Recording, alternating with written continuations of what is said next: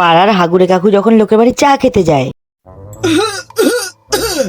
এই বাড়িতে নয়ন কাকা এসেছে। নয়ন কাকা ভালো আছো তো? হ্যাঁ হ্যাঁ বাবা, ভালো আছি ভালো আছি। তোরা ভালো আছিস তো সবাই? হ্যাঁ হ্যাঁ ভালোই আছি। হ্যাঁ বাবা, আর বলিস না, কি বলবো, এখনকার যা লোকজন, লোকের বাড়িতে গেলে একটু চা পর্যন্ত খাওয়াতে পারে না। মানে বসে বসে খালি টিভিটাই দেখি, বল এরকম ভালো লাগে কারোর? এই বলছে একটু চা বানাও তো। না না, তোরা আবার কষ্ট, তোদেরকে কিন্তু বলি, তোরা আবার খারাপ ভাবিস না। এই ঠিক আছে, বানাতে হবে না, ছাড়ো। আরে না না, বানাক বানাক বানাক, বোমা বানাক, চাটা বানাক, চাপ নেই। আমি কি বলেছিস খাবো না? এই ঠিক আছে, বানিও।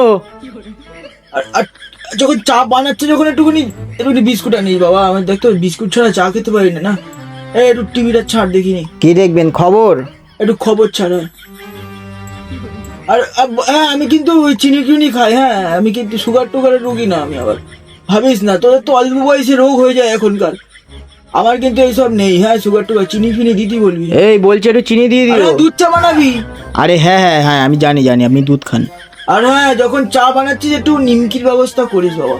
আরে ধাত মশাই, এত কিছু নেই আমাদের বাড়িতে। আর শোন না, যদি একটু একটু যদি ওই একটু চা চুরের এই মশাই, আপনি উঠুন তো, আপনি ঘর থেকে বেরোন বেরোন বেরোন, চলুন চলুন চলুন চলুন। আপনার মতন বুঝে গেছি আপনি কেন লোকে চা খাতে চান না। আপনি বেরোন, ঘর থেকে বেরোন, সোজা বেরিয়ে যান।